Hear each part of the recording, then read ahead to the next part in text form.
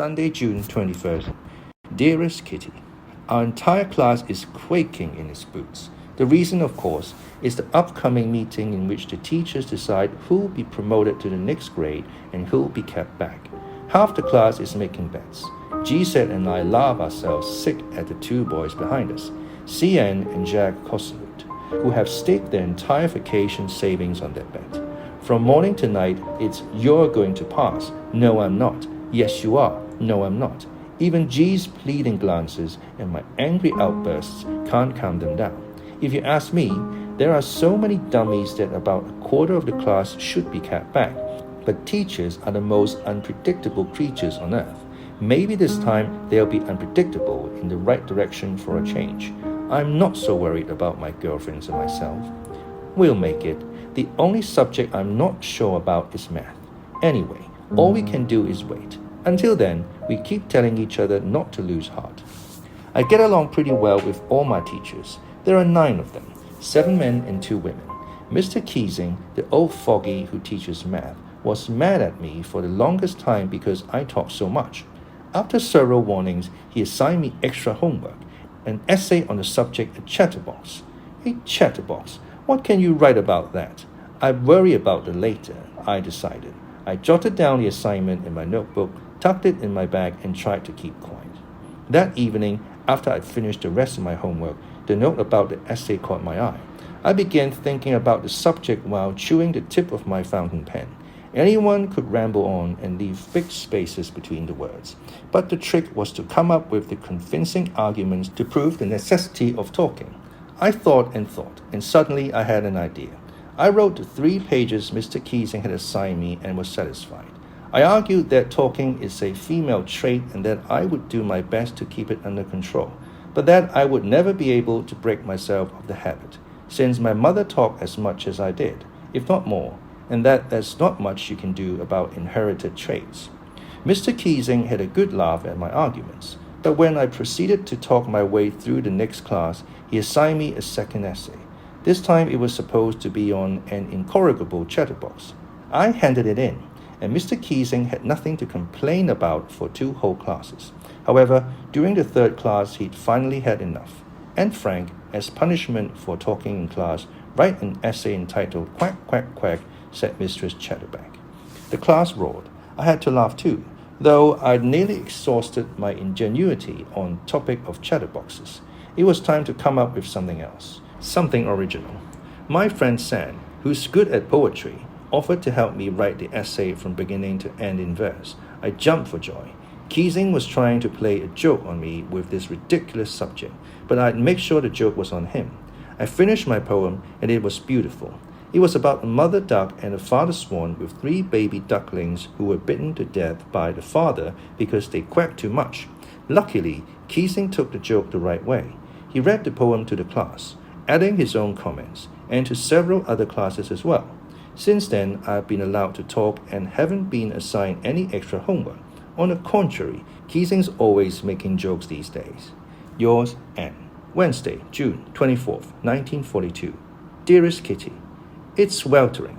Everyone is huffing and puffing, and in this heat I have to walk everywhere.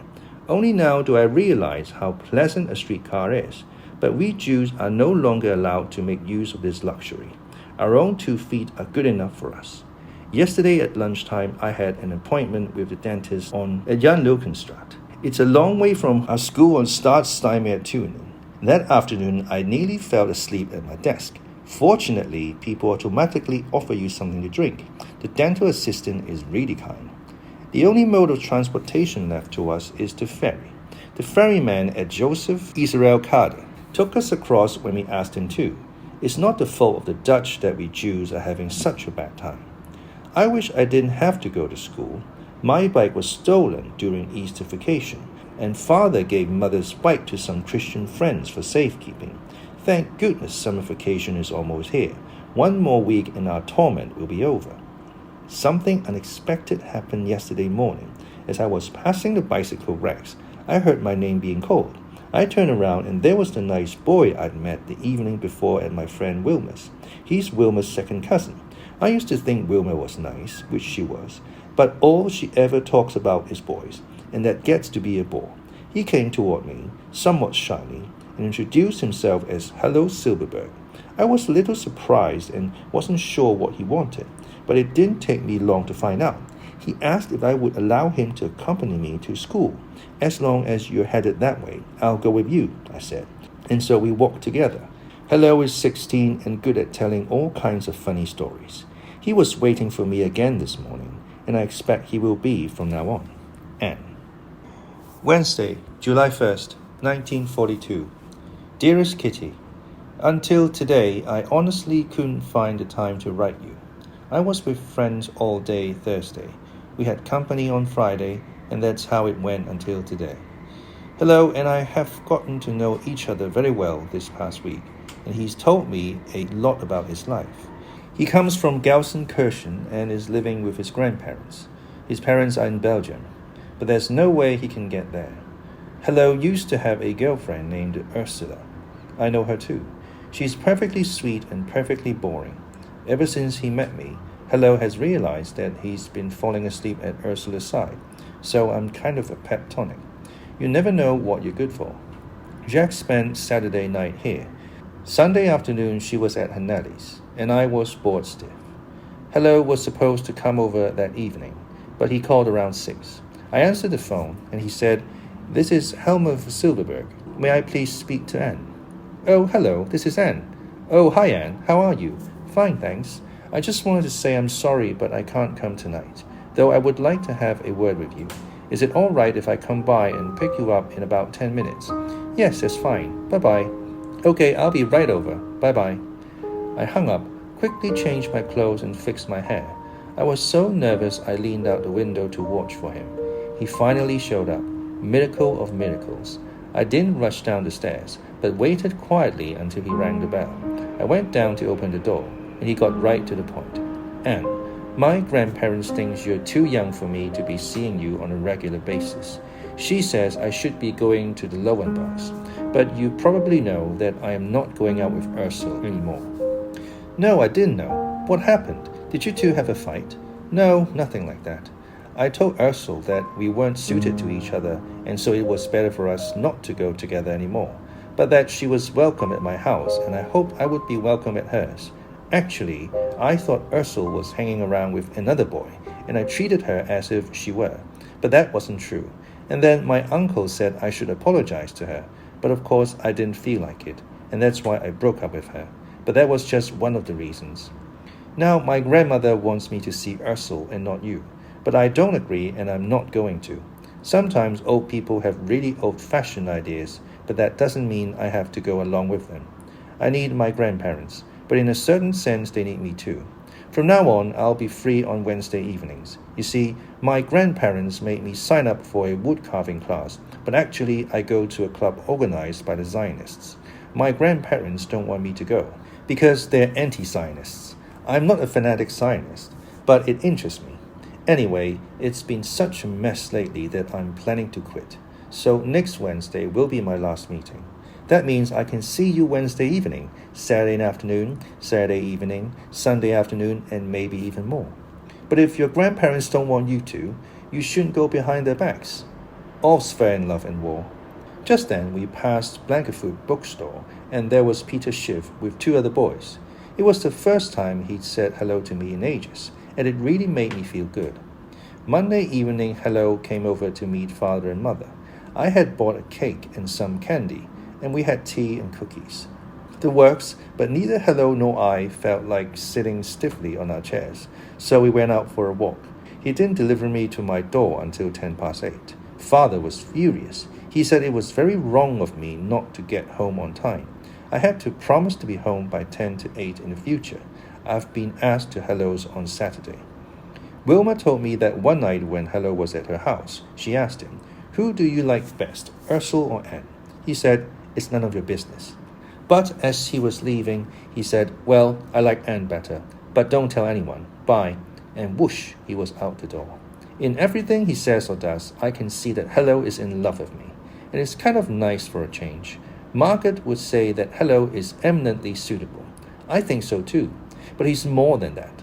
Mother is also full of praise. A good-looking boy. Nice and polite. I'm glad he's so popular with everyone. except with my girlfriends. He thinks they're very childish, and he's right about that. Jack still teases me about him, but I'm not in love with him. Not really. It's all right for me to have boys as friends. Nobody minds. Mother is always asking me who I'm going to marry when I grow up, but I bet she'll never guess it's Peter, because I asked her out of that idea myself, without batting an eyelash. I love Peter as I've never loved anyone, and I tell myself he's only going around with all those other girls to hide his feelings for me. Maybe he thinks Hello and I are in love with each other, which we're not. He's just a friend, or as Mother puts it, a beau. Yours, Anne. Sunday, July 5th, 1942. Dear Kitty, the graduation ceremony in the Jewish theater on Friday went as expected. My report card wasn't too bad. I got 1 D, a C in algebra, and all the rest Bs, except for 2 B pluses and 2 B minuses. My parents are pleased, but they're not like other parents when it comes to grades. They never worry about report cards, good or bad. As long as I'm healthy and happy and don't talk back too much, they're satisfied. If these 3 things are all right, everything else would take care of itself. I'm just the opposite. I don't want to be a poor student. I was accepted to the Jewish Lyceum on a conditional basis. I was supposed to stay in the 7th grade at the Montessori school, but when Jewish children were required to go to Jewish schools, Mr. Eld finally agreed, after a great deal of persuasion, to accept Liz Gosler and me. Liz also passed this year, though she has to repeat her geometry exam. Poor Liz. It isn't easy for her to study at home. Her babysitter, a spoiled little 2-year-old, plays in her room all day. If Gabby doesn't get her way, she starts screaming, and if Liz doesn't look after her, Mrs. Gosler starts screaming. So Liz has a hard time doing her homework, and as long as that's the case, the tutoring she's been getting won't help much. The Gosler household is really a sight. Mrs. Gosler's parents live next door, but eat with the family. Then there's a hired girl, the baby, the always absent-minded and absent Mr. Gosler, and the always nervous and irritable Mrs. Gosler, who's expecting another baby. Liz, who's all thumbs, gets lost in the mayhem. My sister Margaret has also gotten her report card. Brilliant, as usual. If we had such a thing as cum laude, she would have passed with honors. She's so smart. Father has been home a lot lately. There's nothing for him to do at the office. It must be awful to feel you're not needed. Mr. Clayman has taken over Opecta, and Mr. Kugler, Geese & Co., the company dealing in spices and spice substitutes that was set up in 1941. A few days ago, as we were taking a stroll around our neighborhood square, Father began to talk about going into hiding. He said it would be very hard for us to live cut off from the rest of the world. I asked him why he was bringing this up now. Well, Anne, he replied, you know that for more than a year we've been bringing clothes, food, and furniture to other people. We don't want our belongings to be seized by the Germans, nor do we want to fall into their clutches ourselves. So we'll leave of our own accord and not wait to be hauled away. But when, Father? He sounded so serious that I felt scared. Don't you worry. We'll take care of everything. Just enjoy your carefree life while you can. That was it. Oh, may these somber words not come true for as long as possible. The doorbell's ringing. Hello's here. Time to stop. Yours, Anne. Wednesday, July 8th, 1942. Dearest Kitty, it seems like years since Sunday morning. So much has happened, it's as if the whole world had suddenly turned upside down. But as you can see, Kitty, I'm still alive, and that's the main thing. Father says I'm alive all right, but don't ask where or how. You probably don't understand a word I'm saying today, so I'll begin by telling you what happened Sunday afternoon. At 3 o'clock, the doorbell rang. I didn't hear it, since I was out on the balcony, lazily reading in the sun. A little while later, Margaret appeared in the kitchen doorway, looking very agitated. Father has received a call-up notice from the SS, she whispered. Mother has gone to see Mr. Van Dam. I was stunned. A call-up. Everyone knows what that means. Visions of concentration camps and lonely cells raced through my head. How could we let Father go to such a fate? Of course he's not going, declared Margaret as we waited for Mother in the living room. Mother's gone to Mr. Van Dam to ask whether we can move to our hiding place tomorrow. The Van Dams are going with us. There will be 7 of us all together. Silence. We couldn't speak. The thought of father off visiting someone in a Jewish hospital and completely unaware of what was happening, the long wait for mother, the heat, the suspense, all this reduced us to silence. Suddenly the doorbell rang again. "That's hello," I said. "Don't open the door," exclaimed Margaret to stop me. But it wasn't necessary, since we heard mother and Mr. Van Daan downstairs talking to hello, and then the two of them came inside and shut the door behind them. Every time the bell rang, either Margaret or I had to tiptoe downstairs to see if it was father, and we didn't let anyone else in. Margaret and I were sent from the room, as Mr. Van Daan wanted to talk to mother alone. When she and I were sitting in our bedroom, Margaret told me that the call-up was not for father, but for her. At this second shock, I began to cry. Margaret is 16. Apparently, they want to send girls her age away on their own. But thank goodness she won't be going. Mother had said so herself, which must be what father had meant when he talked to me about our going into hiding. Hiding. Where would we hide? In a city? In a country? In a house? In a shack? When? Where? How? These were questions I wasn't allowed to ask, but they still kept running through my mind. Margaret and I started packing our most important belongings into a school bag. The first thing I stuck in was this diary, and then curlers, handkerchiefs, school books, a comb, and some old letters. Preoccupied by the thought of going into hiding, I stuck the craziest things in the bag, but I'm not sorry. Memories mean more to me than dresses. Father finally came home around 5 o'clock, and we called Mr. Clayman to ask if he could come by that evening. Mr. Van Daan left and went to get Miep. Miep arrived and promised to return later that night, taking with her a bag full of shoes, dresses, jackets, underwear, and stockings. After that, it was quiet in our apartment. None of us felt like eating. It was still hot, and everything was very strange. We had rented our big upstairs room to a goldsmith, a divorced man in his 30s, who apparently had nothing to do that evening, since despite all our polite hints, he hung around until 10 o'clock. Miep and Yang Hees came at 11. Miep, who's worked for father's company since 1933, has become a close friend, and so has her husband Jan. Once again, shoes, stockings, books, and underwear disappeared into Miep's bag and Jan's deep pockets. At 11:30, they too disappeared. I was exhausted, and even though I knew it'd be my last night in my own bed, I fell asleep right away and didn't wake up until mother called me at 5:30 the next morning. Fortunately, it wasn't as hot as Sunday. A warm rain fell throughout the day. The four of us were wrapped in so many layers of clothes it looked as if we were going off to spend the night in the refrigerator, and all that just so we could take more clothes with us. No Jew in our situation would dare leave the house with a suitcase full of clothes. I was wearing 2 undershirts, 3 pairs of underpants, a dress, and over that a skirt, a jacket, a raincoat, 2 pairs of stockings, heavy shoes, a cap, a scarf, and lots more. I was suffocating even before we left the house, but no one bothered to ask me how I felt. Margaret stuffed her school bag with school books, went to get her bicycle, and, with Miep leading the way, rode off into the great unknown. At any rate, that's how I thought of it, since I still didn't know where our hiding place was. At 7:30, we too closed the door behind us. Morje, my cat, was the only living creature I said goodbye to. According to a note we left for Mr. Goldschmidt, she was to be taken to the neighbors, who would give her a good home.